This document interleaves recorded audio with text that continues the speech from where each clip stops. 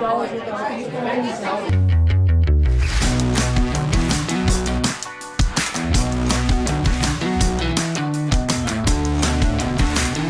right, welcome to Cwic Show. My name is Greg Mattson, and I am your host. In this episode, we are talking about the updated handbook and policies on transgender members and practice within the church, including pronouns.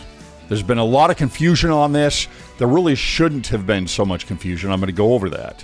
But they definitely are being the leaders of the church, being much more precise on this policy so that they can root out mistakes, perhaps agendas that are constantly being reported on how people are handling the transgender issues within each ward and stake. Now, this episode is brought to you by Go and Do Travel. As the official spokesman for Go and Do Travel, I want to tell you how great this company is. If you are looking for an LDS themed trip, this is the place to go. And if you've never been on one, you need to go on one. One of the trips that they offer is Egypt. It is called Gospel on the Nile. I run 4 of these trips per year. Over the next 12 months, 2 of those 4 are already sold out. We have 2 more available in February and March of 2025. I can tell you now, outside of the temple itself, you will not learn more about the temple than you will within the temples and ruins of Egypt. So not only is this a bucket list thing for just seeing the incredible, massive, well-preserved ruins of Egypt, but you're going to learn more about your temple experience. Go to QuicMedia.com. At the top, go to trips and events and scroll down to Gospel on the Nile. Would love to see you there.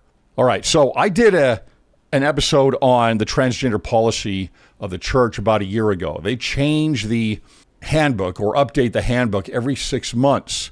It used to be that didn't happen very often because it was a printed version, and you'd have to send out a brand new printed version throughout all of the church. Of course, that's very difficult.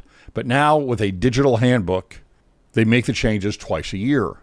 One of those changes here in August of 2024 was updating the transgender policy. What has happened over the last year is that there's been some confusion on things. Most of that confusion comes from online discussion because the policy was pretty straightforward. I received so many comments and concerns about people saying, well, the church is saying that we're supposed to use their pronouns. That was never true. Never true. You just have to look at the church handbook. But that was a rumor that started circulating online and going out through social media. Now, one thing that does happen is that in certain wards, there are bishops and some leaders that maybe take a little bit more license and do allow for some things and do say some things from the pulpit or within a certain class, like a Sunday school class, Elders Quorum, Relief Society, where they're going beyond the policy of the church. All you need to do in these circumstances is go back to the handbook, look up the specific section, and see what the church says. Now, with this update, they have clarified things and anchored things, which I really appreciate, anchored things more into the family proclamation, solidifying its position as, yes, a doctrinally based proclamation and a reference for policy within the church. And if you're wondering where things were a year ago, just go back to the episode that I did on this. I'll put the link here on the card and in the description box. And you can see where we already were on this and what was fact and what was rumor, because I specifically go over the handbook itself. But let's take a closer look at the changes, updates to the handbook here in August 2024.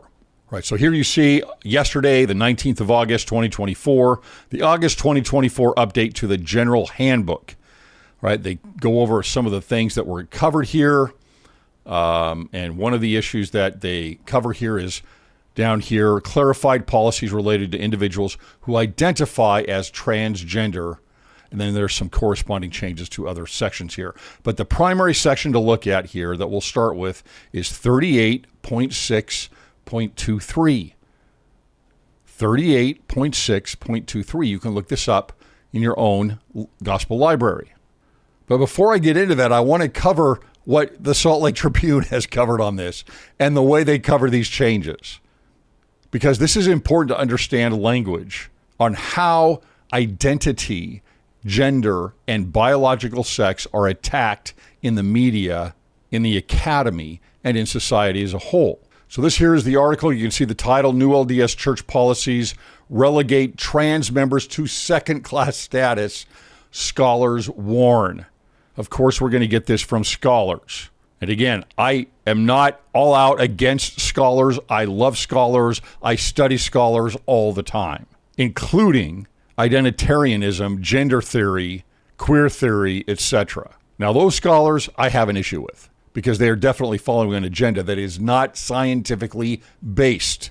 It's absolute hogwash. The subtitle on this says, other general handbook changes include additional guidance on temple garments and a new responsibility for young women on Sundays. I want to cover that point when we get to it. Something I've been wanting to see for a long time. Okay, August 19th, 2024. This is how it opens up. A slate of new policy changes restricting the involvement of transgender Latter-day Saints in their congregations could further stigmatize those individuals within their worship communities while cementing their second-class status within the global faith. Scholars and those impacted by the updates warned Monday. Now, of course, they're not going to give the other side of this, which is turning society on its head, removing the identity of men, women, male, and female, helping to destroy marriage, helping to destroy family and personal identity. They're not going to talk about that. Now, in terms of relegating someone to a second-class citizen, I don't know that you can, I think those are a ridiculous choice of words. There is certain scientific, verifiable facts that are in play here. If someone who is a man, a male, and let's give a third description here, an individual with XY chromosomes, but they want to present themselves as a woman just because they want to, or because that is how they have always felt about themselves, that is how they are comfortable in living each day. All of these things are true.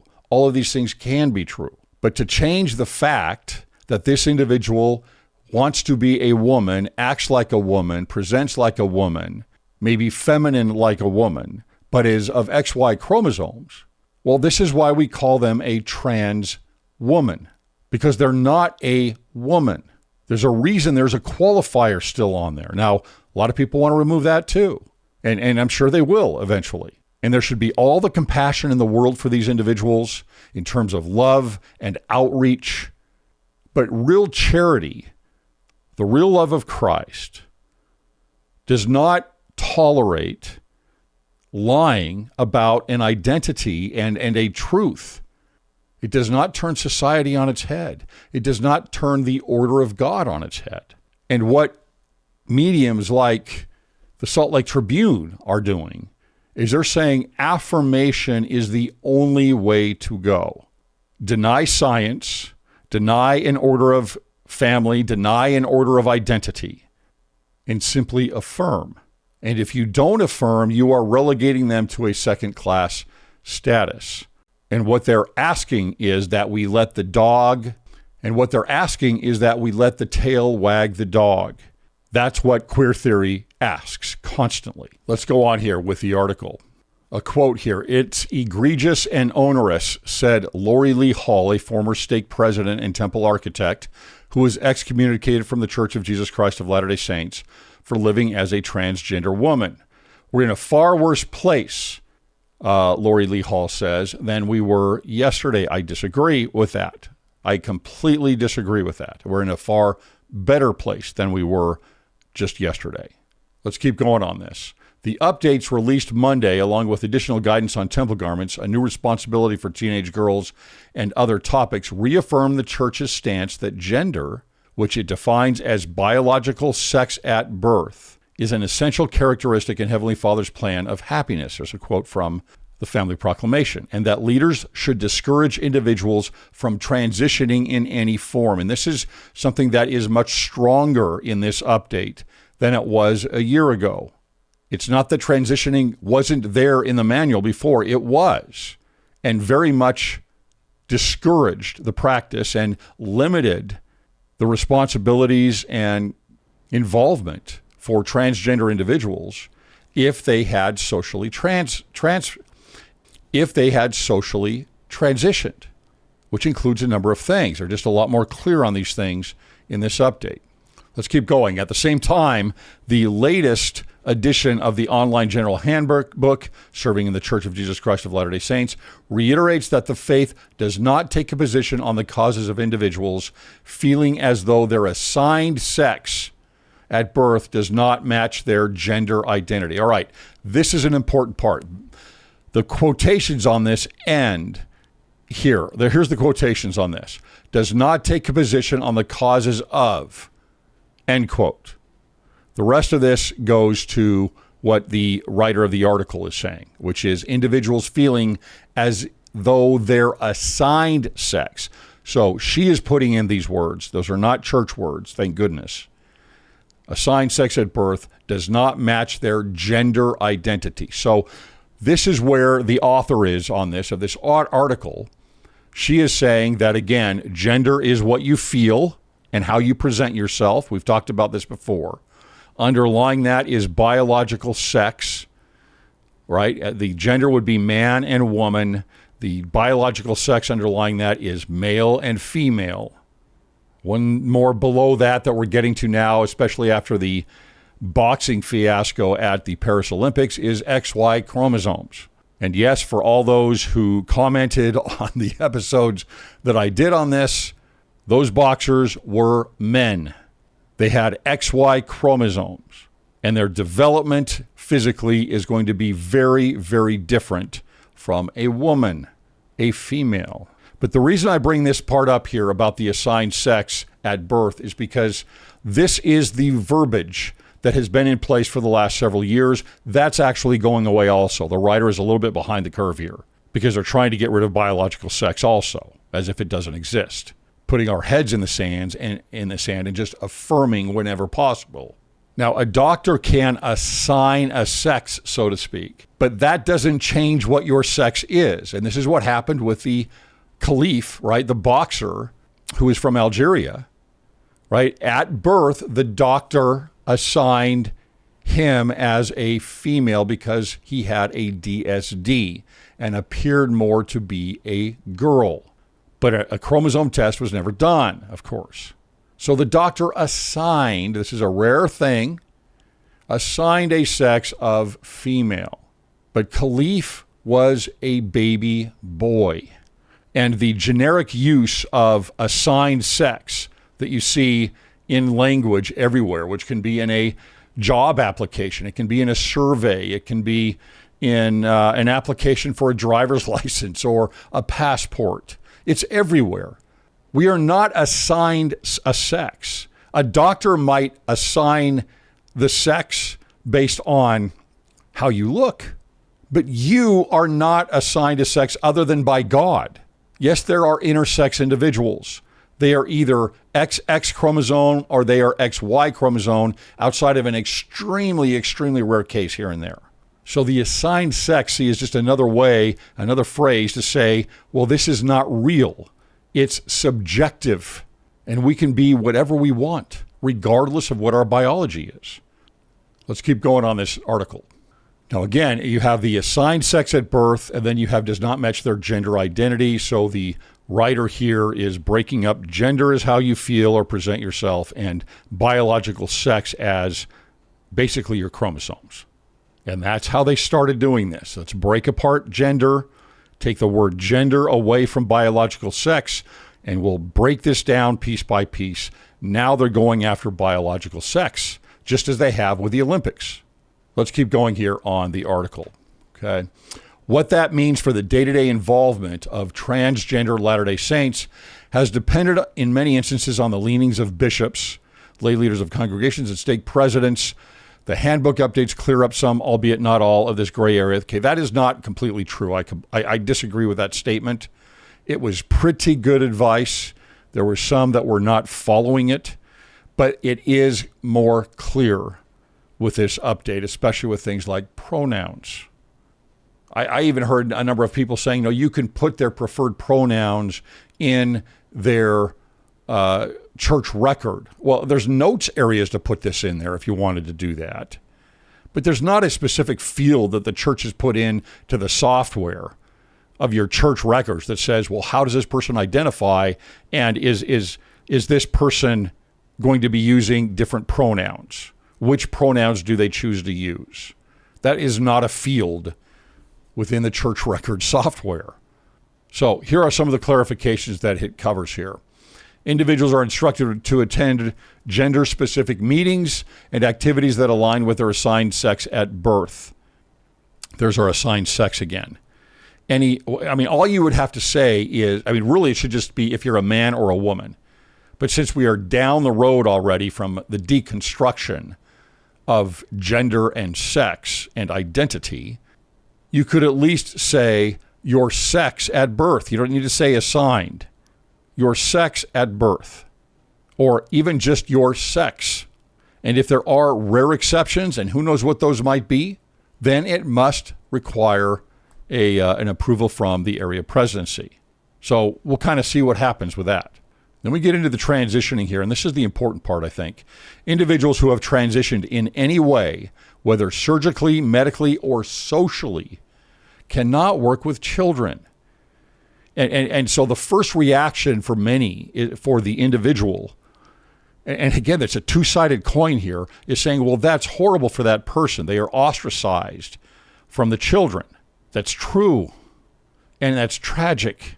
But nobody thinks about the children and the way that this affects them, and this being very uncomfortable for them. And if we don't have policies like this in place, people are going to start pulling their kids, and I've heard many instances of this already in specific wards. They're going to pull their kids out of primary, or they're going to pull their kids out of young women and young men and Sunday school. And it's unfortunate because there are some wards that have put leaders in place that push this identitarianism and queer theory and gender ideology. And what are you going to do? If my kid was in a class like that, I wouldn't let him go. I would speak with the bishop, and if there's no change there, either with what the person is talking about or changing the person out who's instructing or the leader, then I'm not going to attend the second hour. It's not going to happen, and it shouldn't. You can't go to something you're building an absolute trust in, pretty close to, which shouldn't be absolute, to be honest with you, but a strong trust in being the church, and then have something completely opposite of what the church stands for and believes, and the doctrine of the church and the order of God be taught to those kids, affirming everything else that they hear from school and social media and elsewhere. We are not Babylon, and we are not supposed to be down in that valley with Babylon. We are supposed to be up as a shining city on a hill. And the only way we are that way and shining that way is if we are going against the trends that are breaking down the doctrine of Christ, that are breaking down the family, that are breaking down religion. And if we don't stand against those things, then we're down in the valley with them. So socially transitioned is a big thing here. You cannot work with kids, serve as teachers in their congregation, or fill any gender-specific assignments. And you can't, because you're claiming to be something else. This is, again, identity. Your identity as a man or a woman is a very important thing in the plan of salvation. It applies all the way through the church, the temple, and the plan of salvation and into exaltation. And the church teaches exaltation, or should be. Instead, they may receive other callings or assignments that provide opportunities to progress and serve others. The church defines social transitioning as intentionally identifying and presenting oneself as other than one's biological sex at birth. And again, why do you have to say at birth? I guess you could say if they've transitioned surgically, then they may look biologically as a different sex. And it may include changing dress, grooming, names, or pronouns. So the names is new. The pronouns is new, being specific on the pronouns. So if you are presenting yourself as the opposite sex to others, that is a social transition. and they're being very firm on pronouns. This is so important. This is so important. I refuse. If someone really wants me to call them a certain name that is an opposite gender name, I'll do it, right? A lot of these individuals, they change their names legally. It's on their driver's license. It's on their passport. It's on their job application. Okay, fine. That is specific to you individually, and that's what you want to be called. Okay, I'll do that.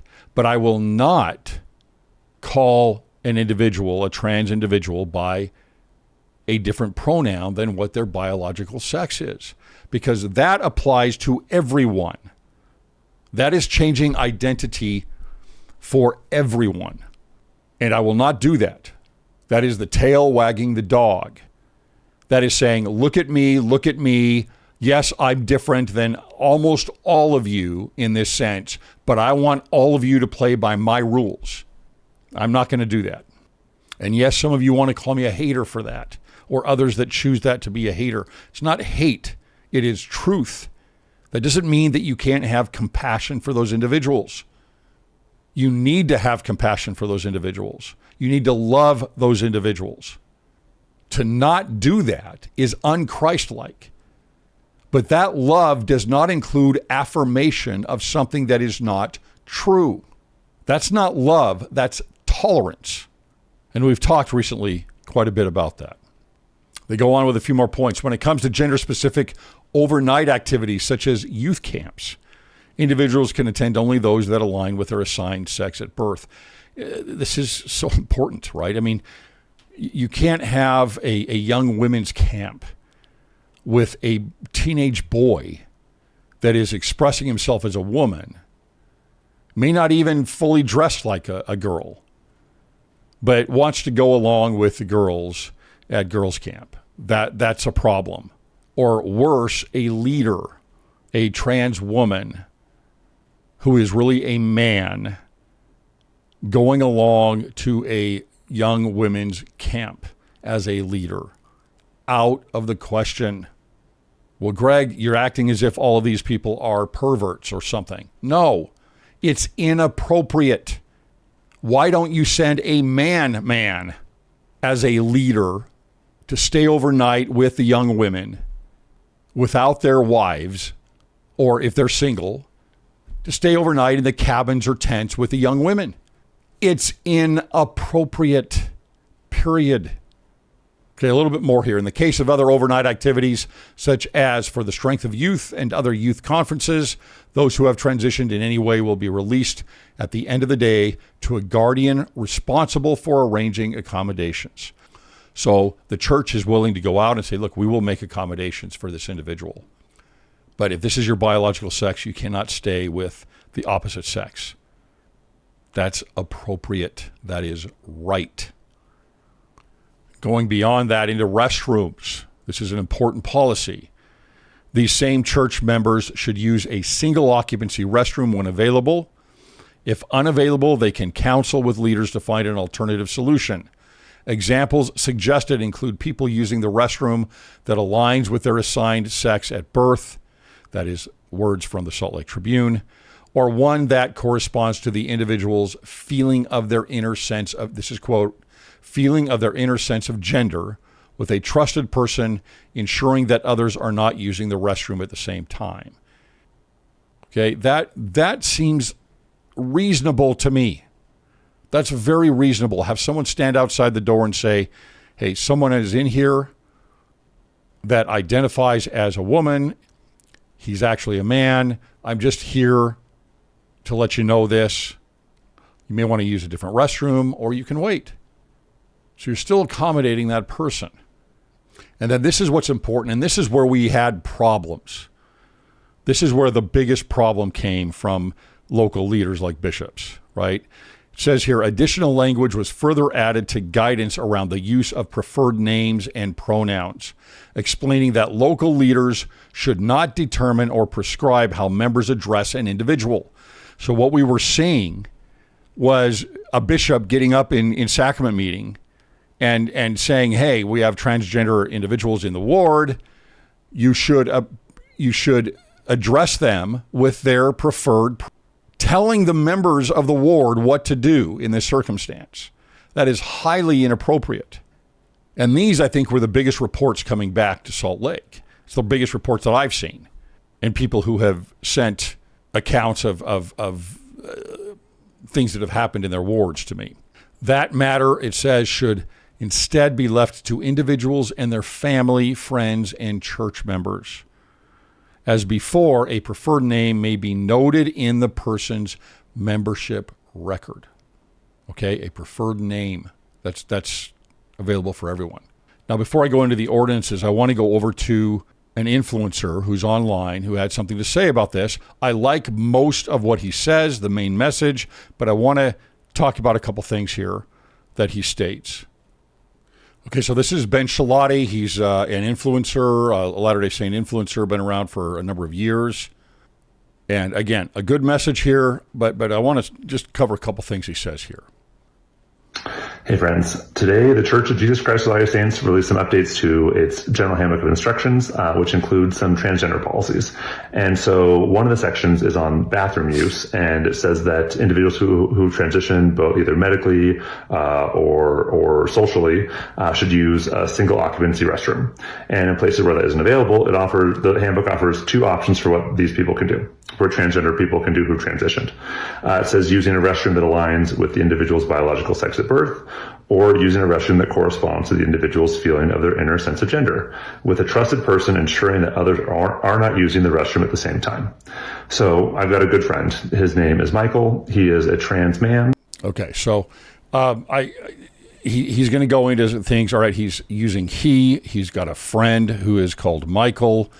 This is a trans man, a biological woman, biological female, and he's giving a message here of what he's going to do based on these new policies. I actually agree with him. I think it's fine as far as his general message goes. So he was assigned female at birth. And if you were to look at He wasn't assigned female at birth. He is female, right? Period. I mean, there has to be a definition for this. What is a female? It's someone with XX chromosomes. It's someone with XX chromosomes. It has to mean something. Michael, you would have no idea that he was assigned female at birth. He is very male presenting. I think it would be very jarring to people if Michael were to use the women's restroom. And I know that he would have no desire to do that. Okay, so that's true. That's true. Now, can it still be jarring for women? I don't doubt that at all. If Michael is walking in a suit and a tie, that can be an issue. But again, that doesn't mean that you turn society on its head and get rid of identity of all men and women and all of this social contract of how we work with each other, because part of identity is social contract. You don't get rid of all of that to affirm what a trans person believes about themselves. That is a recipe for disaster for a society. Let's keep going with Ben here. And so I was texting with him and some other people today, and I said that if he is at church and wants to use the bathroom, that I will stand outside that bathroom for him so that he can do that. It's a very simple thing to do and a very simple way to be an ally, but that is the reality that Michael has to face now, that he cannot use the men's restroom unless someone is standing out at a church, unless someone is standing outside making sure no one else goes in. Okay. So look, I mean, I think that's great. I think it's a good message from Ben here. He wants to support his friend, and that's great. I think that's a good thing. And you know what? We ought to support those individuals with this policy. We should support them and help them. They're going to be uncomfortable. They're going to be uncomfortable regardless, right? No matter what, they're going to be uncomfortable. It's a difficult situation, but you don't turn society on its head. You don't turn the plan of God on its head. And when I say the plan of God, understand how exaltation is, what it means. When we go through the covenant path, we're getting to the other ordinances here, right? It is done with women on one side and men on the other for a reason. It is gender specific. It is biological sex specific. When you tear that down, you tear down the whole ordinance of the temple. And you're going through as men, you're going through as women, you get to the celestial room, and then beyond that, it is marriage, right? It's a temple sealing where families are sealed together for time and all eternity. That is the path. Some people have a hard time fitting into that. That doesn't mean they won't fit into it at some point in their existence. But we don't change the order of God. We don't change the ordinances. We don't change truth. And these orders are not just the order of the Latter-day Saint church, of the restored gospel, the restored church. They're the order of society, of a healthy society. And we see the effects of the family crumbling right now with so many single mothers and kids being raised by a single mother. Now, someone says, you're a hater, Greg, because you don't like single mothers or you're calling out single mothers. No, I'm not. I was raised by a single mother. But I'm not going to affirm that as the ideal situation. It's not. I'm not going to turn society on its head and remove the ideal of a traditional family with a father and a mother and kids. That's wrong. Let's get to the ordinances here. I just want to reiterate with Ben, his message is right overall, right? Show compassion. That doesn't mean affirmation, but show compassion. Love these individuals. They have a very difficult life. And don't say to yourself, well, just change. It's not that easy. It's not that. That's not what it is. Love them. Have compassion for them. True charity would be having the compassion without giving up truth and without affirming things that aren't true. All right. The Salt Lake Tribune goes on. Also unchanged was the instruction that all soul-saving rituals, including baptism and temple rites, must be received according to a person's. They don't say this to the church. This is verbiage that, of course, the Trib is going to use because they want to help break down identity and sex and order and family, right? They've bought into identitarianism. So they must be received according to a person's assigned sex at birth. Only those who have not transitioned in any way can be baptized and confirmed, although possible exceptions can be made by the governing first presidency. So who knows? We don't know of every situation there might be. Maybe there's something where the first presidency says, okay, this is we're going to move forward this. But it's going to be rare, right? There will be exceptions, but it's going to be rare. It's not a policy of the church. But they are putting their foot down on this transitioning. If you are transitioning or have transitioned, you cannot get baptized into the church. There probably are some exceptions here with the first presidency. Individuals who transition in any way cannot receive the recommend needed to enter the church's temple because, again, it's not putting them as a second-class citizen. These are the rules and regulations of the church. They're not trying to create a second-class citizen. You also can't get in if you're a smoker. Well, what if you're addicted, Greg? You're addicted to smoking. The church isn't allowing you to do this. How horrible is that? What, they don't have love and compassion for someone addicted to nicotine? No, there are standards. There are doctrines of the church. What we are looking for is people to assimilate to those standards and doctrines that we believe are true and we believe bring the greatest happiness, both today and in the eternities. Or someone who is baptized but might be living with someone of the opposite sex. They're not married. Maybe the person of the opposite sex doesn't want to get married, but they're in love with them. They might have kids together. Do we just affirm that and say that is okay? You can go to the temple. You can go through these things without assimilating and following the doctrine of what we believe is the doctrine of God. And now we've relegated them to second-class citizens. I mean, eventually you're going to get to a point where everybody who is not able to get a temple recommend is just relegated to a second-class citizen. Granted, the trans thing is a much more visible, everyday, practical issue for certain. But they're not being relegated to a second-class citizen. What we are looking for in the church is gathering Israel, gathering those who can assimilate to that order. Or how about an atheist who just wants to be a member of the church? They don't believe that there is a living prophet. They don't believe that there is a God. But they want to be involved. They like what we do. They like the culture. And so they want to be baptized and become a member of the church. No, I guess we're relegating them to being a second-class citizen.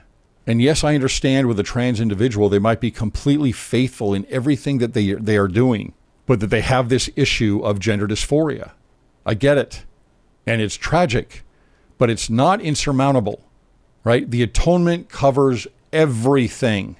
And instead of a hope in changing policy and doctrine in the church, we want to give individuals a hope in Christ, not a hope in change.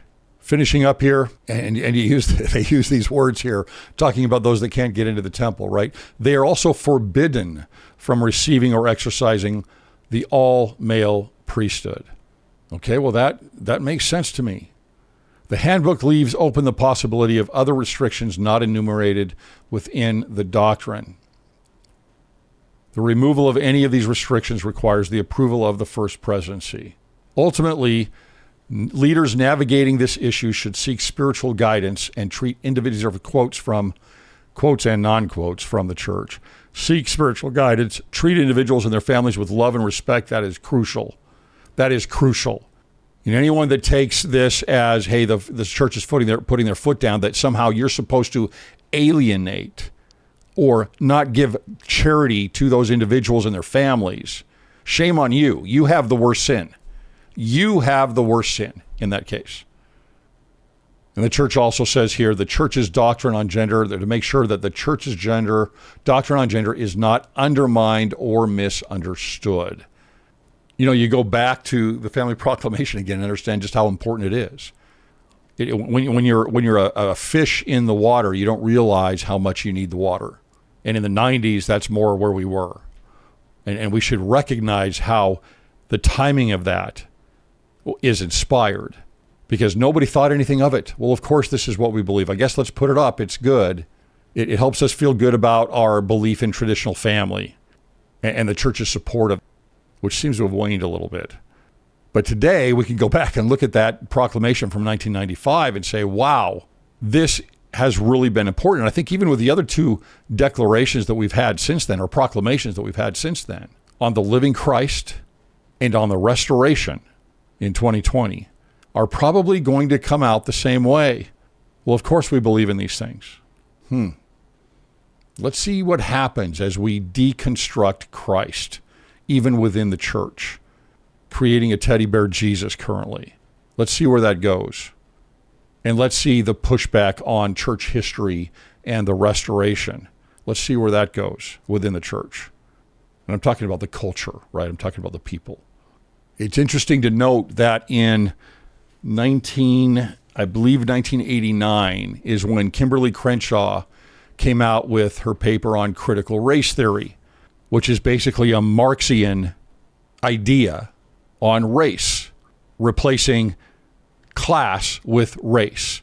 2 years later, she came out with a paper called Mapping the Margins, in which she coins the term intersectionality. And these are nothing but a Marxian breakdown, deconstruction of personal identity and family. 4 years after the paper comes out, because this paper, right, expands and what we learn, especially in school, now K-12 as well as the academy, the universities, and in social media and everywhere now, right, all comes from this DNA that came up through Kimberly Crenshaw, who is a Marxist, and that now we're all following in our society, it seems. But 4 years after she comes out with that paper, out comes the Family Proclamation. And yes, I understand the response to what was going on in Hawaii and same-sex marriage and the push for same-sex marriage and other things there. I get it. It's just still interesting, the timing of this. We then get other scholars that are going to pipe in here. Here's another one. Just as devastating as the policies themselves was the language used to frame them, argued Kate Maurer, a non-binary scholar. So this is gender theory, right? Scholar of gender who attends church in Utah, California, and Romania. The handbook repeatedly uses the phrase biological sex assigned at birth. I want to go back to this again. This is false. This is put into parentheses here. This is a false claim by the Tribune. The church never mentions sex assigned at birth. They simply say biological sex at birth. And they have to do that to clarify things because of the language that we use today. Otherwise, they really just could say your biological sex or really just your sex. But because there is so much ambiguity already into what sex is in terms of which sex are you, right? Identitarianism and gender theory has been so successful in spreading this ridiculous, non-scientific, non-truth information that you have to step out a little bit into the language of what's being used today. But they never say assigned at birth, all right? So that's wrong, right? She says, in a way that, using this terminology in a way that undermines the framing for many in the LGBTQ community of sex as a legal rather than a biological distinction. You see where that goes? And the Tribune is going right along with this, as if biological sex means absolutely nothing, that it's not even a thing. XX and XY chromosomes is not even a thing. What matters now is legal, right? The legal distinction, not the biological distinction.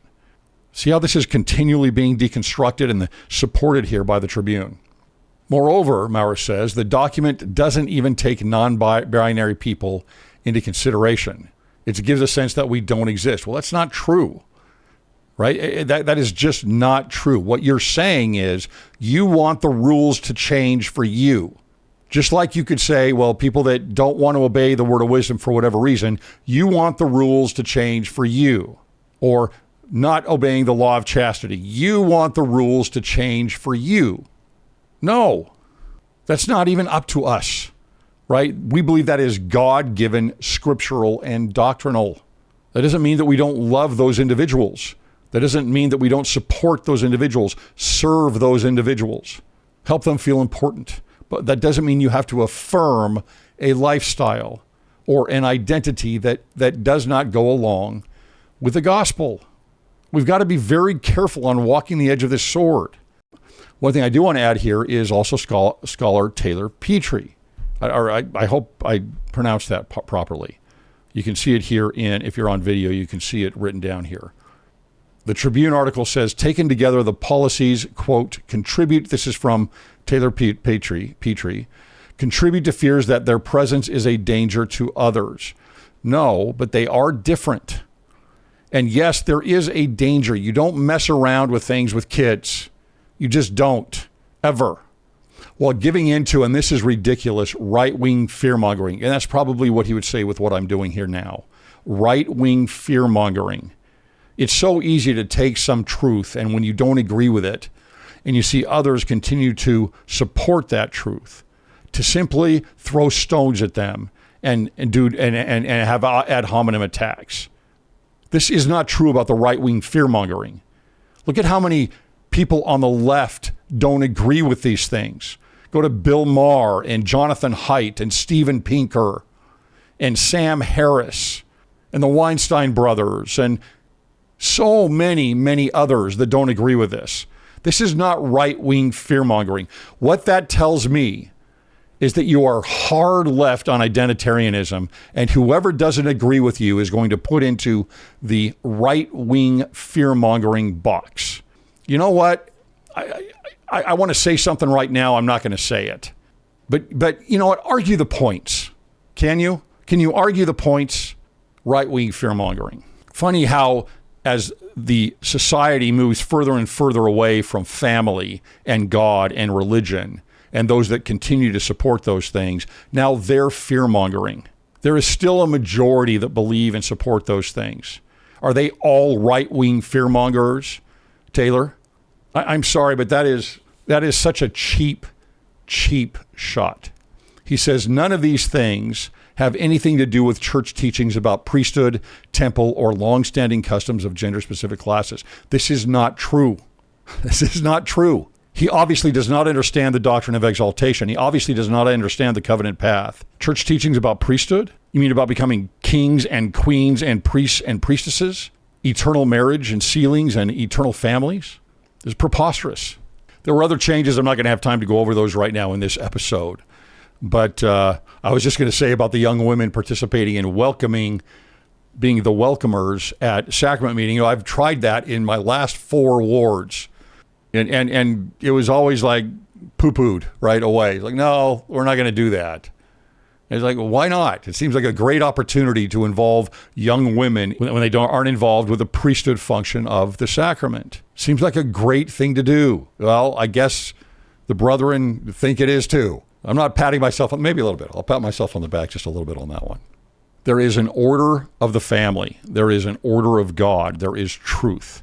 And there is a difference between leading out in your life socially and toward others with a untethered empathy and a malevolent compassion, and actually using the charity that God wants us to use, the pure love of Christ, which is charity does not tolerate sin.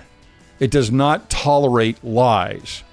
It does not tolerate going against the doctrine of God.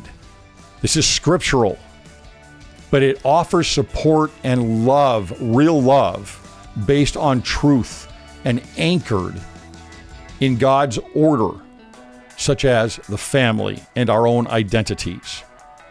This will become more and more confusing as society piles on the deconstruction of identity and biological sex and gender and the family.